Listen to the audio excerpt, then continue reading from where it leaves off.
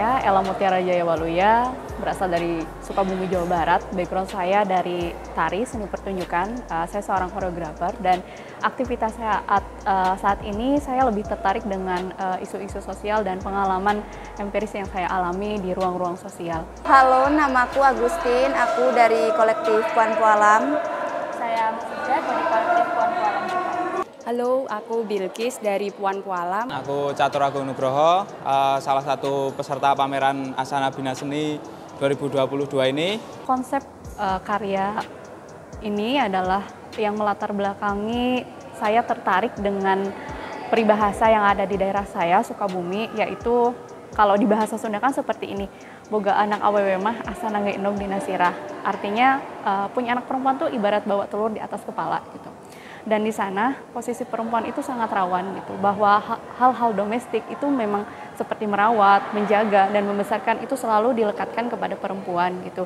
Dan dari beberapa kasus seperti kasus khususnya yang punya anak perempuan gitu, kasus hamil di luar nikah, kasus telat menikah, lalu juga ketika anak perempuan itu sudah sekolah dan tidak punya pekerjaan, itu juga menjadi beban moral bagi seorang ibu gitu. Dan yang lebih parahnya lagi, budaya di sana juga melekatkan bahwa ketika seorang ibu itu tidak bisa menjaga anak perempuan, nah seorang ayah juga akan turut menyalahkan bagaimana posisi si ibu itu gitu. Hal inilah yang kemudian ada dan kenapa pada proses pengkaryaannya aku meletakkan penari perempuan dan laki-laki, karena memang aku ingin mencoba menetralkan gitu. Aku ingin ada di posisi yang tidak memberatkan laki-laki dan tidak menghakimi laki-laki juga, tetapi juga tidak berbicara tentang bagaimana posisi rentannya perempuan gitu. Aku ingin lebih menggarisbesarkan bahwa ada kerja bersama dalam merawat dan menjaga di karya ini. Nah, untuk proses kreatifnya kenapa ada telur gitu. Jadi awal mulanya adalah justru aku memfrontalkan peribahasa itu gitu. Bagaimana ibarat bawa telur di atas kepala, itulah yang kemudian aku bawa di proses kreatifku, aku masukkan di kerja studioku. Nah, dari situ justru telur ini yang kemudian mendatangkan banyak narasi gitu, bahwa kemudian aku menemukan telur sendiri sebagai sesuatu yang bibit yang akan hidup gitu ketika dijaga, tetapi sesuatu juga yang akan mati ketika kita tidak bisa menjaganya gitu. Dan di satu sisi lain adalah telur ini juga menjadi sesuatu yang rawan gitu untuk diletakkan dimanapun. Dia tidak punya posisi yang stabil, itulah yang kemudian hadir di sini. Lalu si telur itu juga secara praktis gitu, ketika dia ditaruh di atas kepala, dia akan menimbulkan gestur-gestur tertentu dan setiap orang, aku yakin gitu, dia punya cara untuk menjaganya. Puan Pualam sendiri itu baru terbentuk di tahun 2022, tepatnya awal bulan Januari. Kebentuknya sendiri itu karena masing-masing dari anggota, karena kita tuh cewek dan basicnya itu emang suka nongkrong bareng, jadi kami itu punya keresahan yang sama karena kami merasa kami tuh minor di angkatan dan di lingkungan.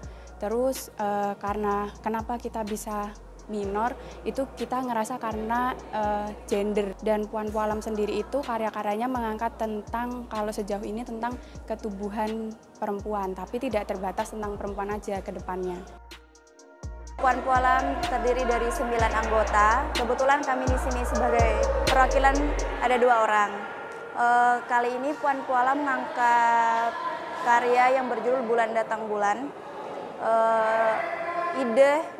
Ide dasar dari karya kami adalah dari obrolan-obrolan kecil di kolektif kami, karena kami semua bersebenarnya adalah perempuan, jadi kami sengaja mengambil tema atau isu yang paling dekat dengan kami, yaitu tentang ketubuhan perempuan,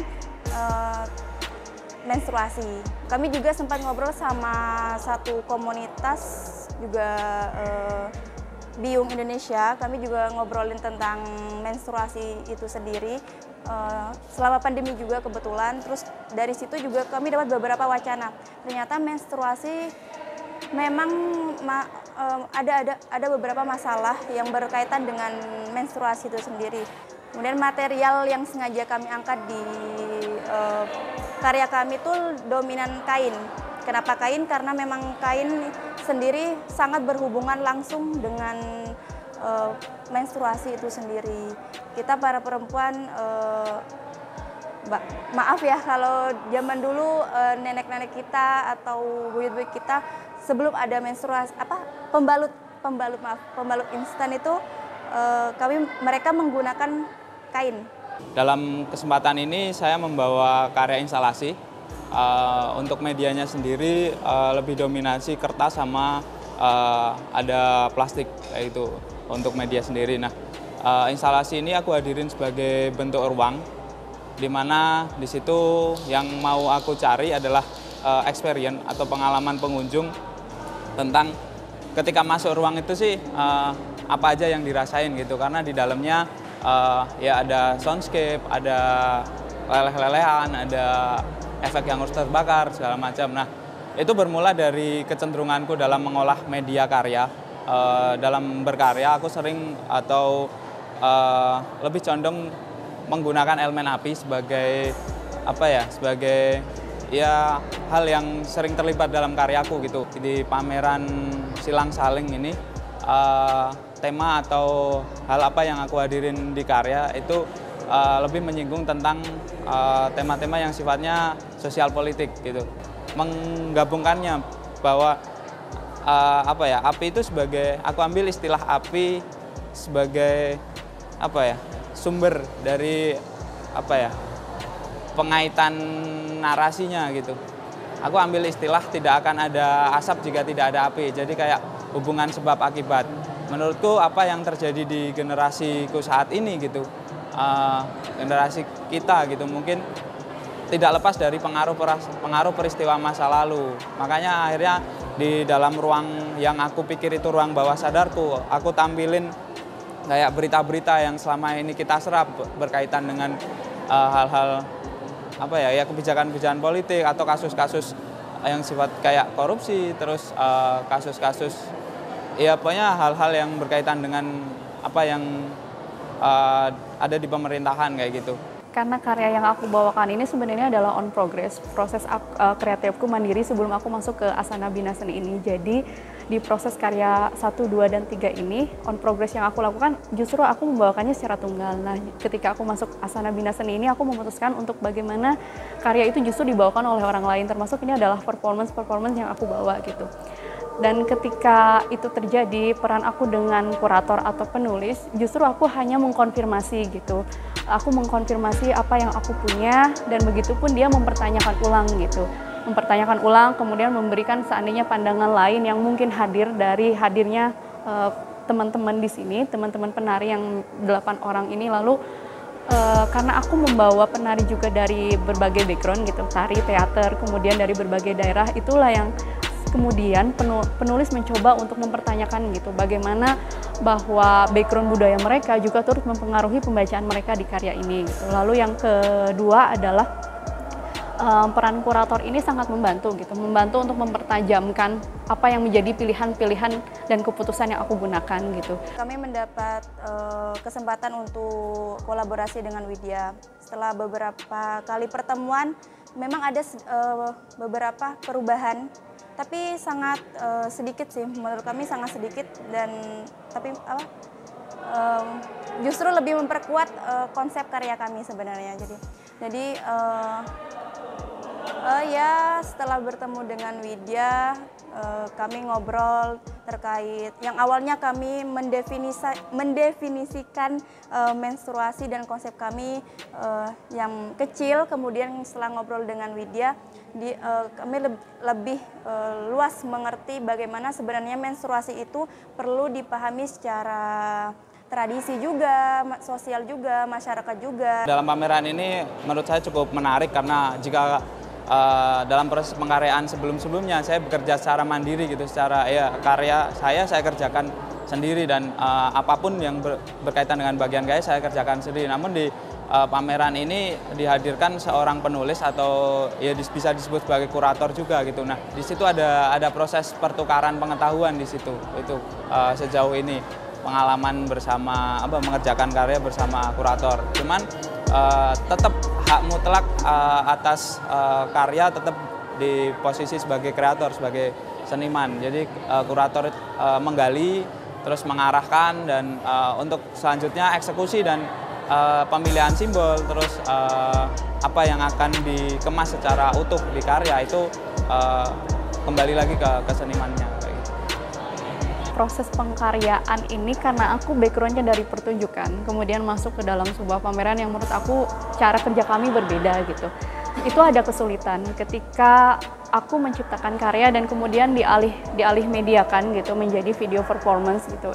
Itu ada kesulitan karena karya ini kan aku bermain dengan real time gitu, waktu yang nyata dengan momentum gitu, dan juga tegangan, lalu juga bagaimana teror itu yang hadir kemudian dari telur dan tubuh gitu. Sementara di video sendiri gitu, aku tidak bisa menghadirkan momentum itu gitu. Ada banyak momentum-momentum yang pada akhirnya harus aku negosiasikan karena kebutuhan gambar.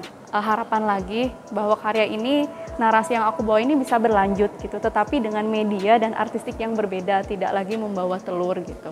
Jadi apa yang kita bayangkan sebelumnya ya berbeda dari konsep awal. Tapi secara keseluruhan puas sih sama hasilnya sekarang.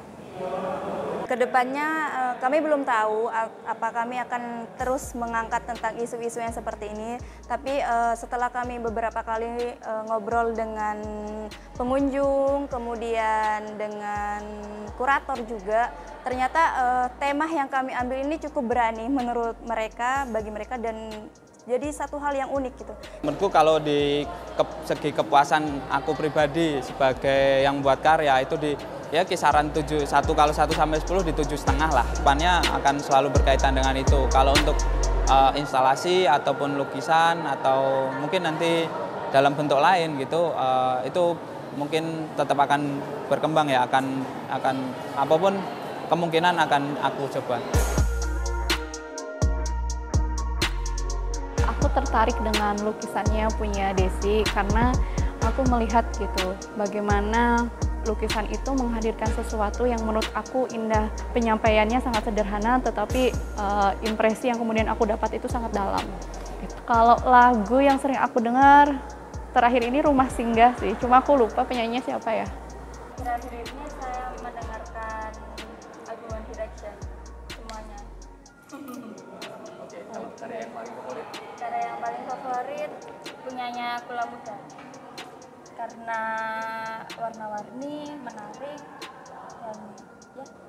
Kalau aku, lagu yang seminggu ini didengarkan lagunya Halsey L gitu. Karena ini. Terus karya yang menurutku menarik sih karyanya Mas Chandra, yang apa ya judulnya, tentang dia terlahir 2 kali.